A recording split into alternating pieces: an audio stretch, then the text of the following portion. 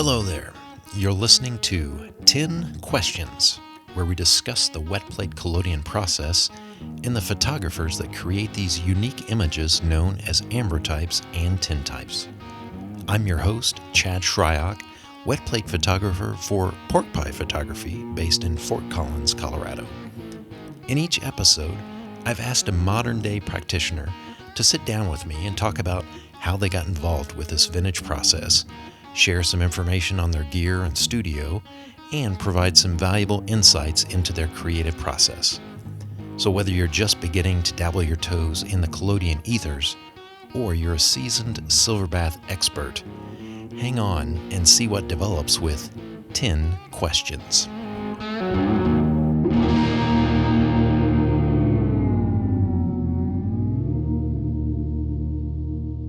In this episode, we're going to talk about history a fair bit, from Civil War reenacting to following the expeditions of Carleton Watkins. My next guest has been a scholar of history for many years, as well as a wedding photographer and a musician. In the late 90s, he was first photographed by John Coffer with his regimental outfit using the collodion process. Based in Montpelier, Virginia, I'd like to welcome Bob Szabo to 10 Questions. Hey, Bob, thanks for being on the podcast today. Yeah.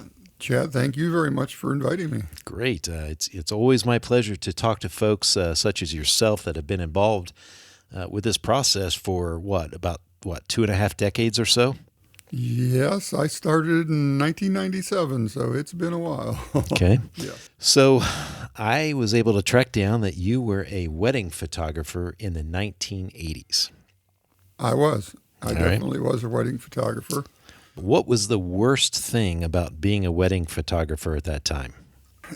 Yeah, if you've ever done weddings, you probably wouldn't have to ask that question, but it's just a lot. It's a lot going on. It's a stressful day for people, and mother-in-laws can be a real problem at weddings sometimes. So. I bet, yep. But anyhow, I got through it, and I used to do, at the time in the 1980s, about 30 weddings a year.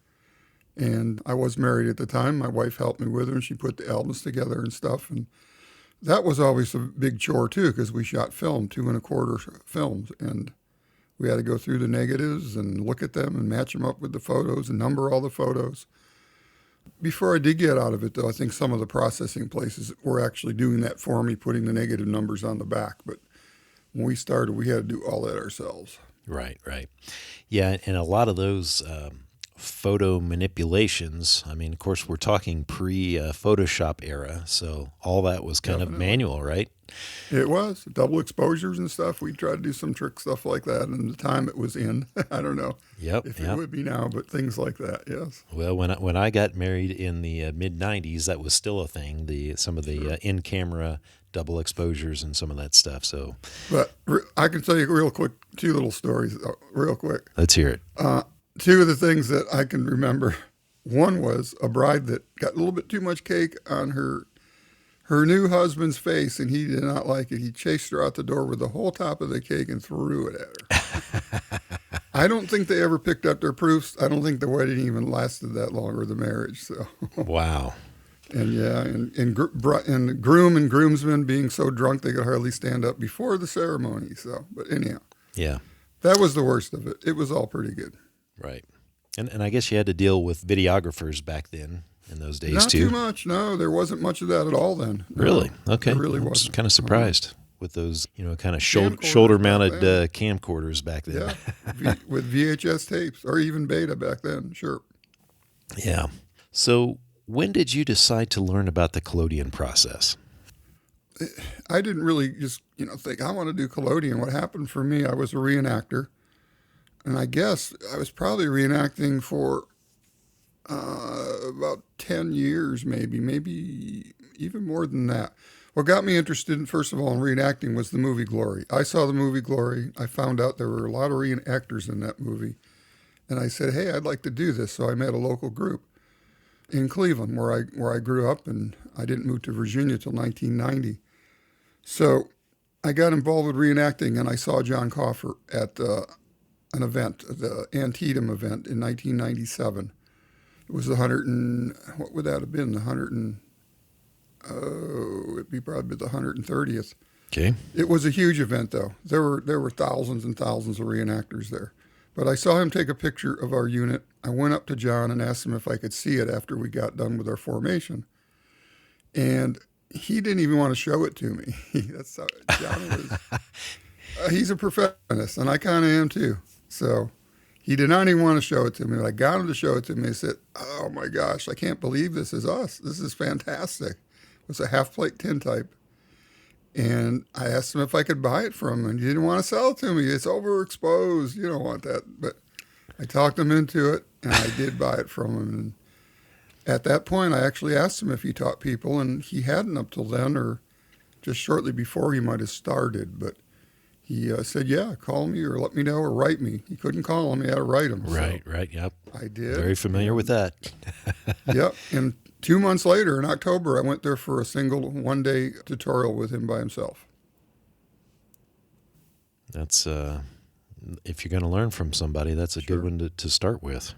So Civil War reenactment, that was really kind of your gateway into wet plate photography. Do you remember seeing very many wet plate photographers at that time other than John? There wasn't that many. And after meeting John, when I had it, well, actually, no, I take that back. Before I met John, yes, Claude LeVay. And I remember going, I don't know why, though, till I saw myself in one of those pictures, I started thinking, you need to do this. But Claude's work was amazing. He used to put out a lot of his extra pictures on display inside his tent. So I would go in there and look through these things. And they were amazing, too, every bit as much as John's was. So nice. But I just think at the time, too, when I met John, I was in my 50s, and I figured I was overweight. I'll admit it, and I just didn't think I'd be running out there, running around with a musket anymore, being an older, overweight guy. So I thought, well, I could stay in this hobby and do photography. There you go. Are you still involved in the reenactment scene? I am involved in the reenactment scene a little, not a lot. I still have. I narrowed it down a bit. For a while there, I had a big skylight tent. It was one time 18 by 24 with a big skylight in the roof. And that's all gone, but I do have the way I started when I got into reenactment photography with a little A-frame tent and a fly and, my portable darkroom that I can take. And I still use it. And, I've probably done 3, maybe 4 events in the last couple of years, but that's it. Back then, it was like every weekend I could. Yeah, and this is the most recent stuff. This is as a photographer or as a reenactor? No, as a photographer. Okay. Yeah, when I tell people my changeover, I sold my musket and used the money to buy a camera, or build a camera, buy a lens and build a camera, because I built my own camera when I started. How has the Civil War reenactment scene changed since you first got involved? When I first got into reenacting, it was at its peak. At the 125th, they were huge, huge events. But it got even bigger 5 years later for the 130th and then the 135th anniversaries of all the battles.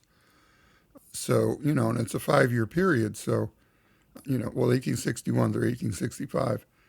So, like I said, 5 years and then 10 years after the 125th, they got huge. And it slowly kind of tapered off after that, though. A lot of people said, it's never getting any better than this, so they quit. Then the 150th came along. They weren't quite as big, but they were still really big. And that was probably my last really big one, the 150th, Gettysburg. And Will Dunaway actually came to see me there with Claude LeVay. And Will had a bad day that time, though. It was really hot, and I really think he might have had kind of a mini heart attack when he was here, because he had a pretty good one after that. And that really slowed him down, unfortunately. Yeah. So But, I take it you enjoy seeing the reenactment space more as an observer and a photographer, it sounds like today, than maybe running around on the battlefield. It's just that, I did it. Been there, done that. But, but I love history, so I do like that part of it. Yeah. And actually, I'm considering putting myself a civilian outfit to get together to do colonial, Revolutionary War type reenacting. Nice. No photography. Exactly. Yeah. Cutting out silhouettes either. So. Well, Bob, once you discovered wet plate and you went to that one-day session with John Coffer, what did you do whenever you got back? I mean, how long was kind of your time in the woodshed, so to speak, of trying to figure out and learn the process yourself? Yeah, I do want to tell you about this. So I did get back from John's in October when I went to see him, and I totally immersed myself in it. I built myself a camera from scratch with hand tools. I did not even have any power tools at the time. I went to Home Depot and found wood that would work for what I wanted to do. I bought a Darlow 8x10 lens, put it against a piece of paper so I could see what the back focus was, so I could shoot at infinity or close up. Okay. And I made a square box. It wasn't even adjustable, no bellows, no sliding box, just a square box. Devised a way to make the holder to hold the plate in the back with the dark slide. The only problem is my dark slide did not have a light trap. So I had to always put my dark cloth over it. And I still do that today just for added protection. But yeah, so I built the camera, and I'd say I probably did 50 to 75 plates a week for the next 2 or 3 weeks, over and over again, just trying different things, making sure I was doing it right. And 2 months later, by December, I was at my first Civil War event in Fredericksburg, Virginia. Well, and that's the same camera that you were using at that time? Yes, and I still have that camera, but I don't use it anymore. But the one I made myself, yes, I still have that. And nice. I used it for like 2 years, I think, before I got another camera that does have bellows. So 50 shots a week. What kind of things were you taking pictures of at that time? Anything I could set up in the backyard. I really wasn't, well, no, I did go out too, but anything I could put up in the backyard after I got home from work, I was doing that. And my girlfriend at the time, her daughter would sit for me too. My chemistry wasn't up to par yet, and she had to stand still sometimes for an entire minute. And I can't believe she did it, but she did it pretty good. So. But yeah, because I was practicing to shoot portraits at events. So sure. But I did take it out. I went over to the Manassas battlefield. I remember using a cardboard box, and pretty sure I got that idea from Mark Osterman. But I didn't have a darkroom yet. I built one out of a cardboard box, stuck it in the back of my. I had a little car too, but anyhow, I put it in the back of my trunk, I think it was, or on the top of the car or something like that, and put a big black cloth around it, taped it all together, and I took pictures of the stone house at the Manassas battlefield. And they actually came out great. They were half plates. Using that Darlow lens on a half plate, though, because it was only a half plate camera that I made, I was using the sweet spot of the lens, and they came out very nice. Nice. Other than some of the chemistry issues that you ran into early on, what were some of the other things that maybe you had to fight through, or I guess, what were some of the resources that you had available at that time to try and figure out some of these problems?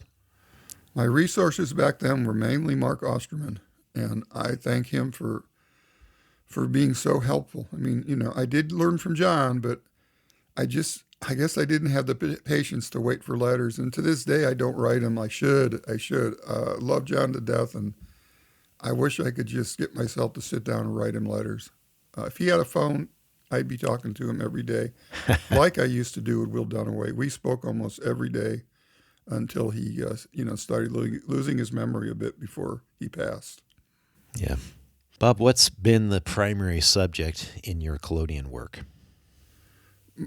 I'd have to say that, well, two things, landscape and portrait photography for my reenactments, because that's what I've done the most of is portraits.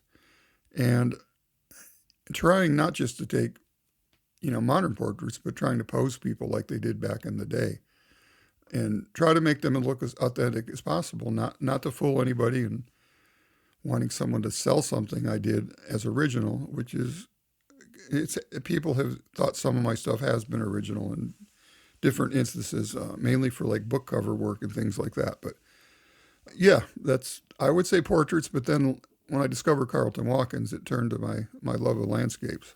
Right. Well, we'll talk about Carleton Watkins here in a little bit, but let me ask you this, now that you mentioned it. I mean, what was the kind of drive that you had to try and reproduce the same types of poses and photographs that were taken 170 years ago? Other than just wanting to be able to do it and accomplish it, And to have people look at my images and just say, that looks like it was taken back in the day. So I think that's really why I wanted to do it. Yeah. So you mentioned Carleton Watkins, and we've spoke about him in some of our earlier conversations. How has his work and maybe other contemporaries of that time kind of guided your stylistic approach to using wet plate? There's a couple, as far as the stylistic approach, I'm torn a little bit on that because I do love the look of a portrait lens, a Petzl lens. And it blurs the edges greatly depending on the lens.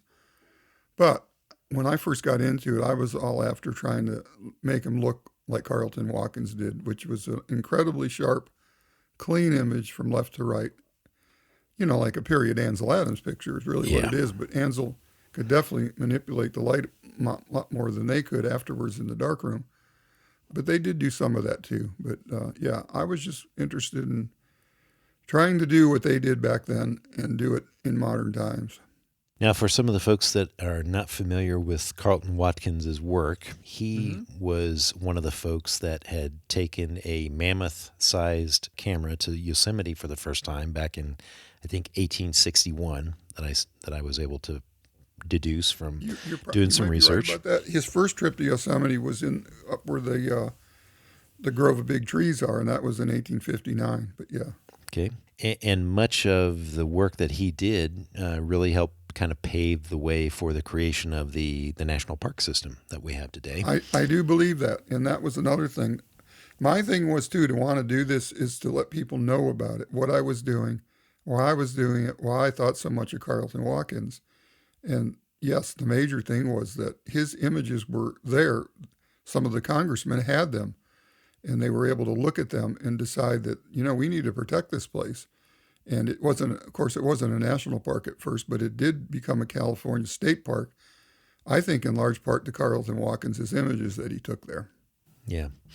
And I think for us, it's kind of hard to understand, but at the time, these parks were extremely remote and difficult to get to. Most definitely. Yeah. The only way a lot of people could see it is through photographers like Carleton Watkins, like William Henry Jackson, Timothy O'Sullivan. Yes, for sure. Yeah.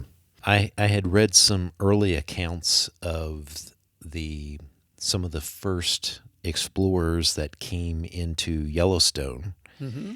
And some of the things that they described were so crazy to people that they just thought they were making up stuff at the time until some later photographers in kind of the early 1870s ended up going there and actually taking some pictures and kind of confirming some of this, crazy bubbling pits of mud and geysers and things like that were discovered, decades before, but no one had ever really thought much about it. That's right. Exactly right. Yeah. By the way, last year, I'm jumping ahead again, but I did go to Yellowstone and I got a wet plate picture of, Old Faithful going off. That wasn't easy to time, but I got it done. I bet. Yeah. I had just finished a book here recently called Time Exposure, and it's the autobiography of William Henry Jackson. It's fantastic. And I think he was the one that took the first photo of Old Faithful geyser on one of his expeditions there. So, did you happen to see, I think it's in that book, doesn't he talk about when I don't know if it was one of his first experiences with dry plate, or maybe it was wet plate, but anyhow, he's going along and he had these big cases tied to the mules. Well, one of the mules came walking past him, and it was the boxes were either gone or overturned. Most of his glass negatives fell out. Yeah, something came unattached from the mule train, and they kept seeing these broken plates as they were walking along. So a lot of that stuff got destroyed. His first experience with dry plate was a complete failure. He went back and shot everything over again on wet plate until they finally got it right. So with the dry plates. Yep, that's right. Mm-hmm. Yeah, and then this is, I guess, somewhat sad about Carleton Watkins, but I guess in the 1906 San Francisco earthquake, most of his glass plates were destroyed in that, either through getting smashed or through the fire that resulted And a lot of his work was lost. All destroyed. All the negatives were destroyed for sure. Yeah. But yeah, I look at that picture and yeah, that's what it means to me. It's very sad. The other sad part is his brain was not working too well towards the end, and he was in an institution. They actually buried him in an unmarked grave. Yep. So sad for somebody that was such a pioneer Exactly. with the process. Yes. Well, Bob, let's talk about some of your gear and maybe start with the studio aspect. So being outside for shoots, whether you're in a reenactment campsite or out in a park somewhere, kind of requires you to have something portable for a dark box. What's kind of your go-to design, and what are some improvements you've made? Yeah, I'm sorry. I've been using the same thing that I had when I started. It's a little bigger now, but it's still the same design. It's just a square box. It's almost like a big wooden suitcase type box that unfolds and then goes on top of a stand. Now, I didn't add legs to mine. I have a separate base that's wider at the bottom than the top that spreads out, and not a tripod either because I want it sturdier. So it folds up flat, but it opens up into four legs that, like I said, it's wider at the bottom than the top. The darkroom gets bolted to the top of that. So, and the cloth that go over my head is all tucked into the box. Okay. And it has a piece of red glass that I could use to close up, and depending on which way I point it, I get more or less light through it. So, yeah, it works great. Of course, in the last few years, I've actually added some LED lights in there so I could use the same box where I don't have to be period. But, even if I was, then no one would know that they're on in there. Right. And I'm sure just having a large format camera and a dark box along the side of a road in a national park tends to collect a lot of attention, right? So it does, and it did. Well, I see. Yeah, well, talking about my equipment, though, my camera that I've been using a couple of years after I built that camera that I had, I bought from Tony Miller. I don't know if you've heard that name from anyone, but he's a guy up in Baltimore that used to build beautiful cameras, absolutely perfect cameras. And his stuff is it's sought after now if you can find anything built by Tony Miller. His wet plate holders were exact duplicates of early ones, and they were perfection. But he got a camera off of eBay. It's a Century number 3, I think it is, camera, which was 8x10. It may even had at one time tapered bellows. No, actually, this one I think it has the original bellows still on it. So they're square bellows, but it's an 8x10 Century number 3. But it's been modified. All the tilts and things in the back are taken off, and it looks pretty much like a wet plate camera of the period, a very simple camera with no tilts or movements. Nice. You had mentioned previously, whenever we had spoken before about Will Dunaway, you had mentioned that while you were out taking photographs, and I can't remember which park, but you had ran into the film crew of Ken Burns. Right. May want to talk about that story a little bit. Sure. I think it was the first time we were at Yosemite. Could have been the second, but it's easy to find out if we figure out when he was working on his American Park series. Because I was shooting a picture of Bridal Veil Falls from across the Merced River. Got all set up to do it, and I was focusing the camera, whatever I was doing there at the time. But a film crew pulled in, and they set up a film camera. I said, "Holy cow, this is great! I'm shooting wet plate. They're using film rather than digital. I like it." But looking, there's Ken Burns talking to his people, lining up a shot of Bridal Veil Falls. So I didn't go over there and bother him. I probably should have just gone and said hello. One of his assistants did come over there to check out and see what I was doing. So I was a little curious why. I think he's just a man who's so into his work.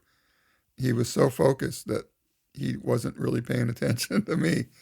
But I would have thought he would be interested with all his images from the Civil War that he used in the Civil War series. Right. Yeah, and really, for someone such as myself that watched those series on the Civil War and look through a lot of the the original images out of different books and stuff. I mean, that's really what motivated me to get into this process. So, oh, great, yeah. I would like to mention too, but you said about attracting attention. The first time we went to Yosemite, I had the 8x10 camera with me. I shot 8x10s and also 5x8s, stereo views. And the second time we went back a year later, I had an 18x22 inch camera built, which is the same size that Carleton Watkins used. And I wanted to have a camera that size to see if I could do it, how it worked out. Okay. And I shot a few glass negatives with it. And also, I built a teepee-style darkroom. There's a few pictures of Carleton Watkins that actually have his darkroom in there. And it looks like a teepee. It's maybe some kind of old military tent, almost like a small Sibley tent. But that's what he used, and I built one according to size, because there's one online with a picture of it next to a mule, so I could kind of tell how big it was. And the first time I got in there and tried to pour developer on an 18x22 inch plate, on a little seat I had, I poured it all over my lap. It was not a good experience. So I figured, I got to get rid of this chair. There's not enough room to hold this plate up because it keeps hitting the edges of the tent. I got that in there, I crawled in there, and I knelt down, and I poured the developer, and it worked great. It worked fantastic. So, but I did have a sensitizing box I made that was 18x22, and I used plexiglass on the inside of that, but I could have a vertical batt then to sensitize the plates in there.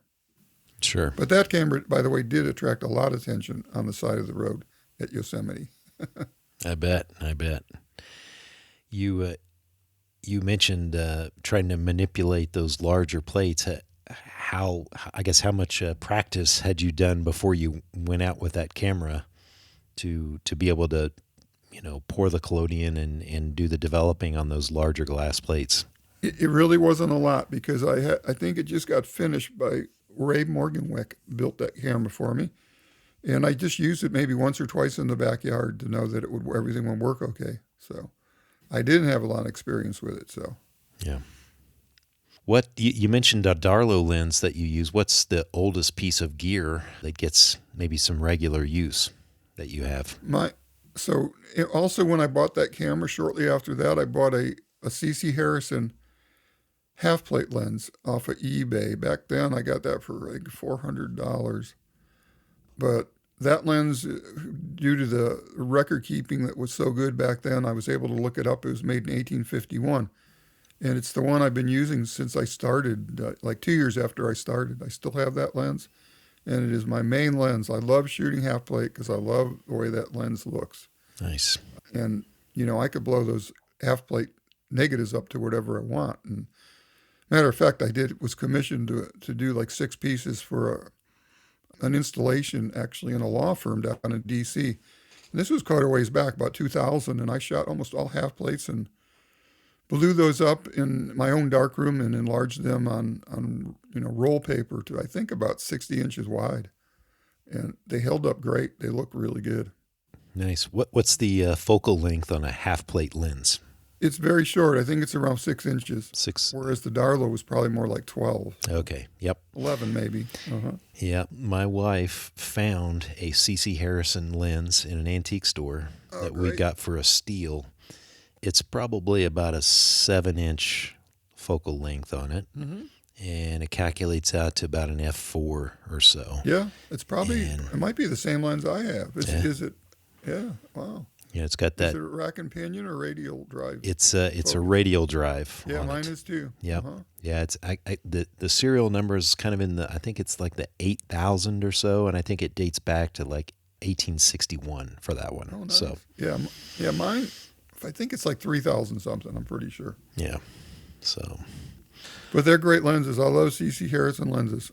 I've not had the chance to use it too much. I just 3D printed a lens board for it so I can mount it on a couple of different cameras that I've got here. So I'm hoping to get that one out and I do too. Try it out. A couple of years before Claude LeVay passed away, he lent me a no-name lens, and it's a full-plate lens. And I think it's a CC Harrison, but someone way back in the day cut a slot out for Waterhouse stops. And they cut the name right out of it. So, but it shoots half plates pretty close to looking like my half plate lens does on a half plate. As a matter of fact, yeah, and And Claude, when Claude passed away, I asked his wife, I said, Claude never would sell that lens to me. I kept asking him over and over again, no, I might use it someday. And they said, listen, I never paid him for it. I want to pay you. And yeah, she actually gave me the lens. So I really, really appreciate that. That's nice. She said that, he'd want me to have it and use it, and I do. Right. Instead of it sitting on a shelf somewhere, it actually gets some use out of it. So that's great. Exactly. Yep. What's your favorite plate size for portraits? I do love shooting half plates, but I love full plates too. But I just the ease of doing them, it's just so easy. And the bigger stuff gets, the little more difficult it gets. Not that any of it's really difficult, but yeah, I love shooting half plates. But I shoot 5x7 and some occasionally full plate, and very seldom 8x10 because I have to pull out different trays to do that. So. Right. I take it you have a preference for type of materials. So it sounds like you do a lot of glass work, amber types. But do you use? I used to do a lot of glass. I have hundreds and hundreds, probably thousands of glass negatives that I've taken over the time I've been doing this. But I like a lot of people, I started using the trophy plate, and it works pretty well. Although a few years ago, I started noticing a problem where I wasn't getting good blacks. They were just really horribly washed out. I don't know what was wrong with the trophy plate I had. I always thought, is it my chemistry? Is it this or that? But it finally went away with a new batch of trophy plate that I got. So what I ended up doing for a while, though, is actually Japanning the trophy plate. But I only had to put one coat on there since it would already blacken in back of it. Okay. But my favorite thing to use is to Japan my own. I use John Coffer's formulas. There's nothing like a Japan plate. The blacks, it's just not the same as trophy plate. They're just beautiful. Yeah, I was going to ask you, had spent a lot of time doing that, and it sounds like maybe you have. Well, I did. Yeah, I had some interesting times with it. So have you had? I did some at a friend of mine's house. I had this new electric oven. I think I got it from Mark Osterman, but he let me have it. But we're sitting in his living room. I got a batch of plates in there. We heard a big boom. The thing flamed up and blew the door right off of the oven. I was going to ask if you had any bad experiences with that. I figured it out. Now I use one of those Amish ovens that go on top of a stove. So, okay, let's switch over and talk about any personal goals that you've got. And if you had the chance to photograph anybody today, who would it be? I don't know. I've been pretty blessed with being able to take some pictures of some cool people. So yeah. So you had mentioned Robert Redford. Yep. I've seen that picture. It looks like it was for Parade magazine. How did you get pulled into that? Well, here let's back. Can I back up? Sure, absolutely. Probably my crowning achievement, although Parade magazine I think at that time was the most widely read magazine. It had the most circulation out of anything. But in 2005, I took a picture. They sent a National Geographic photographer was sent to the Spotsylvania reenactment. I think that would have been the 140th, I think. And they called me, National Geographic called me to photograph their photographer. They said they want a picture of him in a uniform, but holding his digital camera. So I said, sure, send him over to me. That sounds great. And It was Michael Melford. And we talked for a while, and I took a picture of him, et cetera, et cetera. I asked him, hey, would you think they'd be interested in seeing any more of my work for this article? And he says, well, I don't know, but you could always try. So I did. I got a hold of Kurt Melcher, who I think was their, at the time, photo editor, and I let him see some more of my work. So they did use that picture of Michael in the magazine, and a while after that, he said, yeah, we like a couple of your pictures. Send them. We're going to use this and this. I said, that's great. So I'm going to have a couple more pictures in the magazine. Well, then it went on a week later, and I got a phone call, and I was at lunch. Back then, I used to work down in D.C. at the U.S. Navy Memorial, and I was taking a walk for lunch up to Chinatown.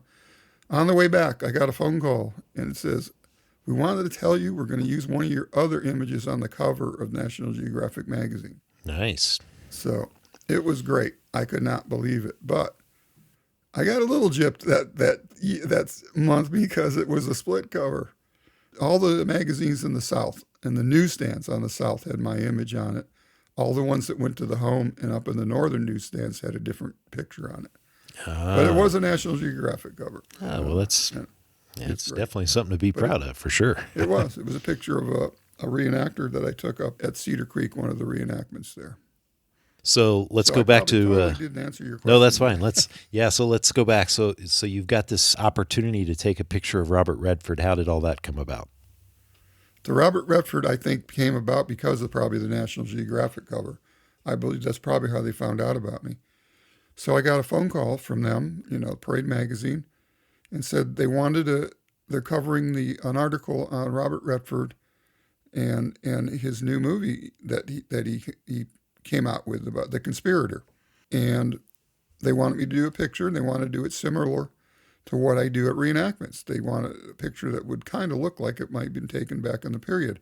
And they needed to do it in New York. So I got a hold of probably Eric Tubman at Penumbra. It's Penumbra Studio, I believe. Right, yep. So I got a hold of Eric Tubman at Penumbra Studio in New York because they just had their new skylight put in.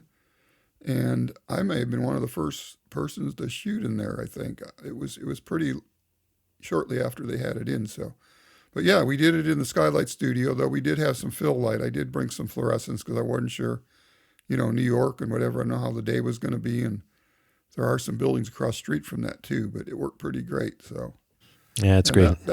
That was pretty exciting. Matter of fact, they even gave me a couple assistants and a digital Hasselblad just in case they didn't like what they saw in the wet plate pictures. So that's I'm glad you mentioned that was at Penumbra because I've looked through those photos and I've been to Penumbra and I thought, that really looks like that skylight area that's there at the Penumbra. So it was. That's pretty neat. Exactly. I heard that you had elevator problems that day as well. Where'd you hear that? From me somehow? I wanted to mention that, yeah. So people ask me, how was Robert Redford to work with? He was crazy good. Unbelievable. He came in there, this is Robert Redford, the director, comes in and sits in my chair and says, tell me what you want me to do. He's willing to do whatever we want. So I just started posing them different ways. So and I have several different poses, and there's probably other ones that I even like more than what they use. But they kept having him change clothes, too. I think around 4 times, maybe. But, yeah, we just get trying different poses. And he said, I have an hour, and I have to be somewhere. Well, an hour and 15 minutes later, and he says, I should probably get going. He wasn't even upset about we went 15 over. Yeah. And also, when mentioning this, I really have to mention my good friend, ever since I met him when he came to my house, probably in about 2000, because he was having some collodion problems, is Chris Morgan. And we have been the best of friends ever since. And he went up there. He's been with me on all the major things I've shot. I can mention him for everything that I've done like that. Matter of fact, if you don't mind, I will. For one thing, the one I did when I did National Geographic, we had a tornado come through the reenactment. And I was busy and off to the other end of the site. Chris Morgan knocked all my stuff down and saved my camera and all my gear at that thing. I would have never taken that picture of the photographer probably if he hadn't done that for me, because it kept it from all blowing away. But he was also there when I did the Robert Redford shoot. He developed all the plates for me. I spent a week in Lynchburg doing a calendar for Jack Daniels, and Chris Morgan was there all week with me. Again, developed all my plates. I think we shot 60 or 70 plates for that calendar for that year. It was the 50th anniversary of their Squires. They wanted something different, so they wanted period photography. Yeah, it's great. I hope you guys got your own barrel of whiskey for that effort there. Well, with I Jack didn't Daniels. get a barrel of whiskey, but I got an empty barrel, because back then what people would do is fill it up with a few gallons of distilled water, put it in the back of their pickup truck, drive it around for a month, and you'd have, basically, it's like Jackman water. So you can't do that anymore because they found a way to suck all the whiskey out of the barrels, but I did do that. It was interesting. They gave me one of the barrels. So Nice. But as far as Robert Redford goes, he was just the nicest person you'd want to meet. He was very cooperative, but when it came time to go, we put him in the freight elevator because that's how you got up and down there. Closed the door, hit the button. It went down maybe 3 feet and stopped, and it wasn't going anywhere. So we had to pry the doors open. I jumped down in there. We got a wooden box in there that he could use as a step. So he stepped up on that, got out there and walked down the steps, and he didn't blink an eye or complain a bit. So yeah, that's all. We got Robert Redford stuck in an elevator in New York Nice. City. How many plates did you get taken in an hour and 15 minutes with Robert Redford? Let me think. There wasn't a lot. I think we probably did about a dozen, I'm thinking. Something like that. 10, maybe 10, 12. That's still getting through them pretty quick then. Yeah, we did pretty good. So That's good. Well, Bob, is there an idea for a plate or a series maybe that you've got in mind that you would like to shoot using the collodion process? at this point in my life, probably not. Only because I have so many other things going on. And there's many times where I start thinking, you need to start shooting again more like you used to. Because I don't shoot that often these days. I wish I need to, though, and want to. But as far as the series go, I can't say for sure. Documenting old houses in my county I live in, which is Hanover County, Virginia. And I wouldn't mind doing a book of those someday. But I think more than that, I wouldn't mind doing a book like Will Dunaway did. Just a record of my work, everything, all the different types of photography, wet plate photography that I've done in different places and of different people. And that's a project rather than just getting out to shoot I would like to see happen.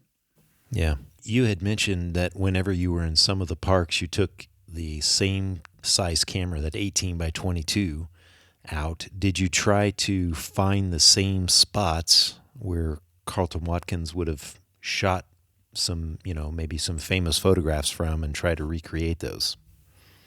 I did try to find those spots, but I did not try to do it with the big camera, the 18 by 22. It just wasn't feasible because some of those places you got to walk off the road and get to rather than taking from the side of the road. So all the pictures I did with the big camera were taken right from the road where I could just pull over and set up to do it. Yeah, I guess in some ways back in the 1860s when you had a mule that could carry all of your equipment up these narrow paths, it may have been a little easier getting around than what it is today with... Exactly, yeah. What it took Carleton Watkins to get there was pretty incredible. It was a train ride for a while, and then probably wagons, and then nothing but horses and mules eventually. Well, Bob, wet plate is now more mainstream.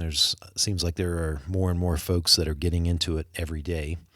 When you were shooting reenactments and grand landscapes, did you ever think that this would catch on the way that it has, or did you expect it to be kind of stay as this niche art form? Yeah, I don't think I ever saw it getting as popular as it has, and I'm glad that it is. I like people knowing about the old photography, and no, I don't want to be the only one doing it. I think everyone should enjoy it, and everyone should know where this photography came from. And I would hope there's more schools teaching it, now too, to younger people. So there's so many people that, all they know is digital cameras and phones, so they don't know where this came from. So yeah. What's so special about the process that's made you stay with it for as long as you have? The special thing to me about the process is being able to do it yourself by hand, and seeing that image come up, and hopefully it's a really nice one, and then also with the period lenses and the tone of the wet plate images, it's just magical to me. It's like looking back in time. But to know that you can just do it yourself, you're not sending it off somewhere to have someone do it and process it for you, but you're making the image start to finish by yourself with the way they did it back then without a whole lot of difference. So, and I'm also a natural light person, like Will Dunaway was. He always said, you need to use divine light to do wet plate photography. In some ways, he's right, but having said that, I just bought a bunch of strobes. And I have used some fluorescent fills before too, depending on what I was doing. But yeah, but if we get into what I'm doing these days, I could tell you a little bit more why I have strobes. Yeah, sure. Do you have any good outdoor shoot disaster stories that you can share? Outdoor shoot disaster stories. Two of my disasters were the same thing that happened to me twice. Okay. And that was my darkroom blowing over. I was at an event. It was a bright, sunny day at South Mountain, Maryland. Bright, sunny day. It was a beautiful day. And all of a sudden, the wind started picking up. I mean, we're talking about sunshine and not a cloud in the sky. It got worse and worse and worse until it was like a hurricane. It was crazy. I don't know what caused that or what what that's called when that happens, but it was so strong it actually lifted up one of those huge event tents with the big spikes and pulled it out of the ground. But it blew my darkroom over, and I was immediately worried about it because of the chemicals in there. But I spilled some stuff, but not enough that it was a problem. I picked it back up and cleaned up, and it was okay. And that exact same thing happened to me again out in Iowa at an event. So just wind. Yeah. Well, that's got to be tough on a silver bath to go for a ride. Good. I did have extra with me, though. So. Yep. Well, yeah, the most thing to worry about is the fixer, as you probably know. Yeah, I would guess that since you were taught by John Coffer, you're a KCN guy, let's just right? say I do not use sodium thiosulfate. Okay, yep, for sure. Yep, understand. So what kind of projects are you working on these days? Or you mentioned that you've got some strobes maybe for something special. What is it that you've got planned? Right. Well, I'm not opposed to making money, so I try to make some money doing wet plate. And I did okay in the wet plate doing for Civil War events. It's not why I got started or why I love to do it, but it was nice to make some money at it. But with my friend Chris Morgan, we were starting to do music festivals, and he's done some of that in the past too, at some very large ones. Setting up a modern tent, 2 pop-ups next to each other for a 10 by 20 space, and shooting into the wee hours of the night at music festivals. And we just signed on for something. I hope it's not going to be, we're going to see how this goes, but we signed up, we're going to be at Bonnaroo this year. And there'd probably be 80,000 people there, I think. So, but yeah, shooting morning through about 1 a.m. I don't know, in the morning. We'll see how that goes. But that's what the strobes are for. Nice.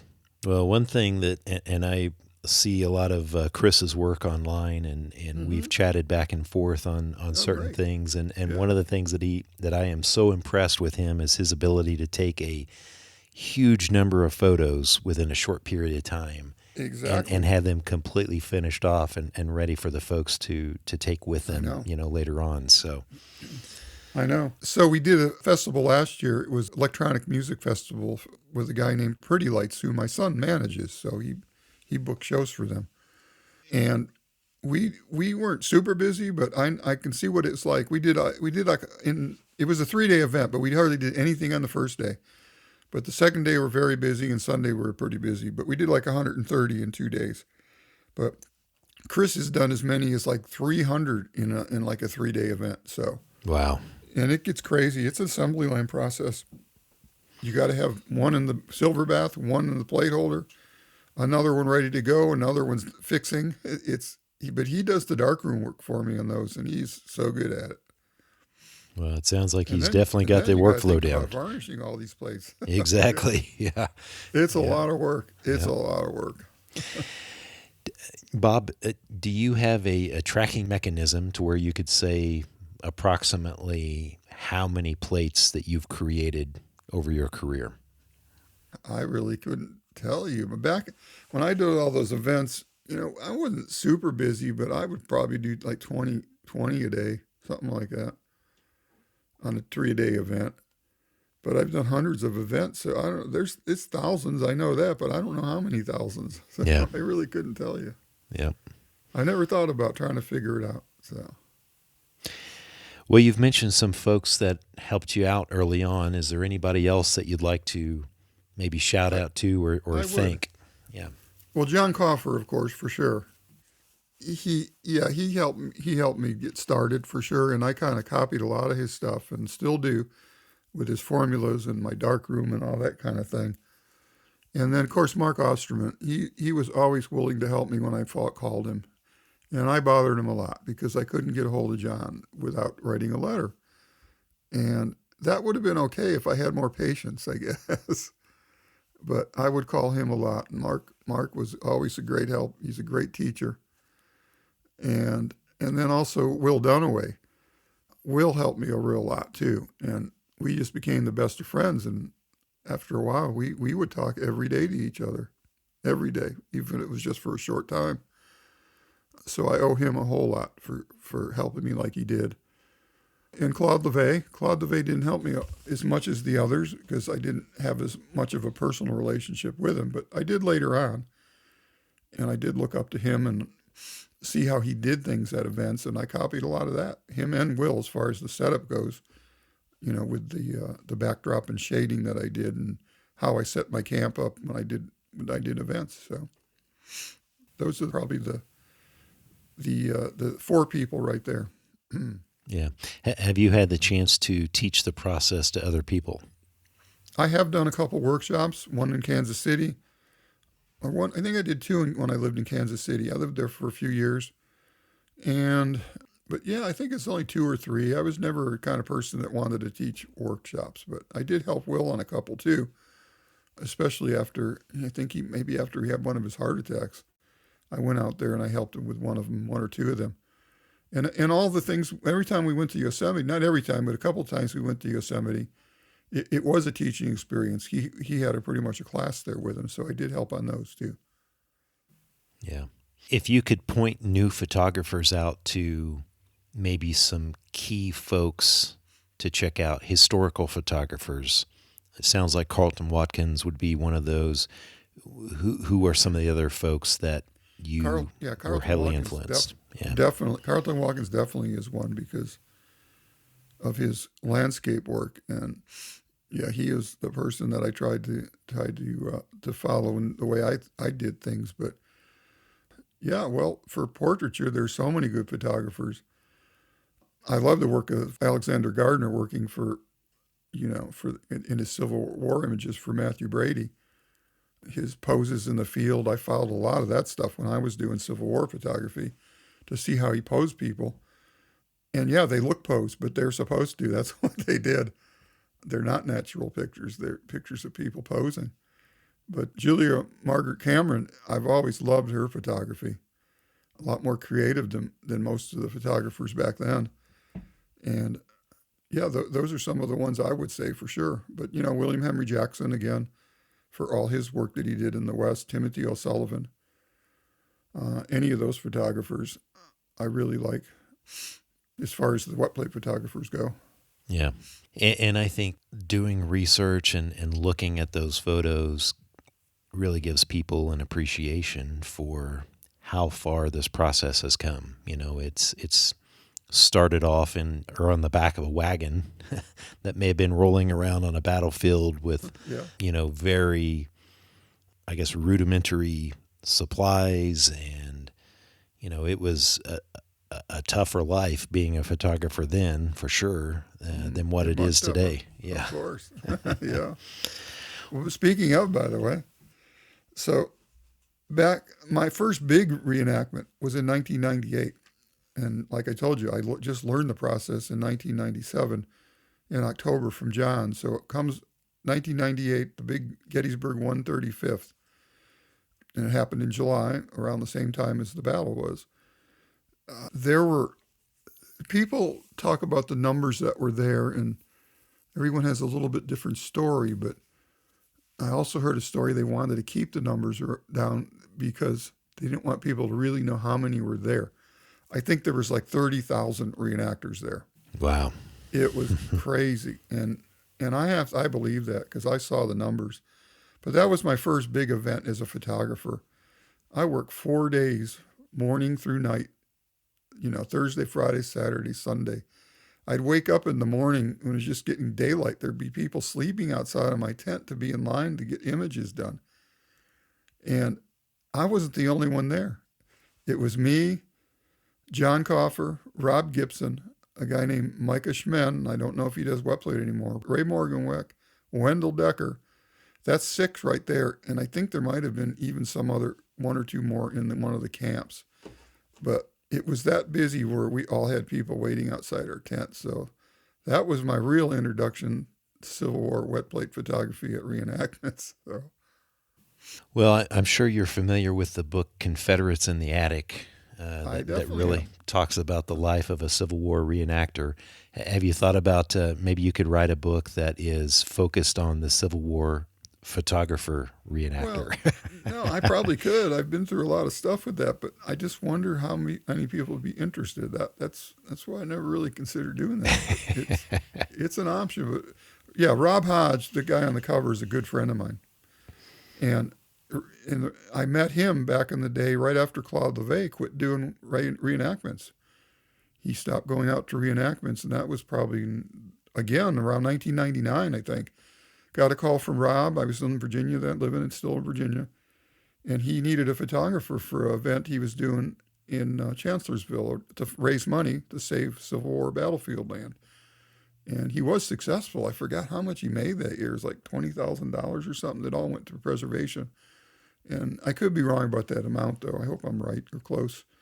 But anyway, yeah, I went out there and set up at his event, and I met him, and he's been a friend ever since. And, of course, that image on the cover was taken by Claude LeVay at an earlier event of Confederates in the Attic. That's good to know. I did not know that. By the way, later on, met Tony Horowitz, who wrote that book, and he invited me to a private party at his house in Virginia to shoot wet plate pictures of guests that were there. So very nice. I did that. So yeah. Bob, what advice would you give to folks that are just getting into the practice of wet plate collodion to be successful? To be successful doing wet plate is you definitely need to practice. You have to pour plates to be able to be able to do it. You have to just keep doing it, and trying to figure out what your problems are, and have a good mentor and good people like I had with Mark Osterman. So being able to help if I'm having chemistry problems. Chemistry issues seem to be what hurts everybody when they're first starting. But getting that right for sure, and just keep at it. Definitely don't be afraid to ask questions. Of course, back then we didn't have a lot of information on the internet. And I actually created the first wet plate photographers. I don't think there was any. I created CW. I had the CWReenactors.com website. Yeah, okay. And I made a /collodion off of that, which was just a forum site for people to come on there and talk about Civil War photography. And I had the first forum website like that. And later on, Quinn Jacobson had one too, and still does to this day, I believe. So, yeah, I think for a number of years, the CW Reenactors site was probably one of the very few sources for information online about collodion. I believe it was too. Yeah. And I have that all archived, by the way, in a digital file. Yeah, it is digital, but it's on my computer somewhere. And I've been thinking about ways I could actually put that in print or something. That's something I would like to do, or even just putting it back up online as just a research tool that you can search. So, yeah, because I think that site is no longer active, it's not, right? because I own the domain name. It's not there anymore. Yeah, yep. I think I still own the domain name. I'm not even sure, to be honest. Yeah. Well, Bob, thanks for being on the show today. What's the best way for people to see your work, or maybe reach out to you to have their portrait taken? Unfortunately, there's no good way to see all of my work because I have not updated my website in a long, long time. But I do have Robert at robertzabo.com. Okay. That's a good way to get a hold of me, or they can even email me at robert@robertzabo.com. And I'm not opposed to doing workshops or even tutorials, and I am near Richmond, Virginia, if that makes sense to somebody. But most of the time, I just recommend people going to John's or calling Mark Osterman if they're looking to learn wet plate. So those are the two people I still send people to because that's how I learned. Right. Well, Bob, with these thousands and thousands of images that you've got there at your place, you need to get some of those up online so people can see your work. There's a few, but there's very little. There really is very little. And I need to start working on that. I'm going to. Very good. I'm going to do that. Well, thanks again, Bob, for being on 10 Questions. I really appreciate it. Thank you very much. I've really enjoyed it. Thanks. Great. Thanks. I hope you've enjoyed this week's episode and maybe even picked up some insights that will help you along in your own wet plate journey. I'd love to hear from you on who you'd like to have on in a future episode. So send me a message and follow our Instagram account at 10 Questions with any feedback. Don't forget to hit that subscribe button on your favorite podcast provider. Thanks for listening to me, Chad Shryock, and my expert guests, and I look forward to you joining me again in the coming weeks for a new episode of 10 Questions.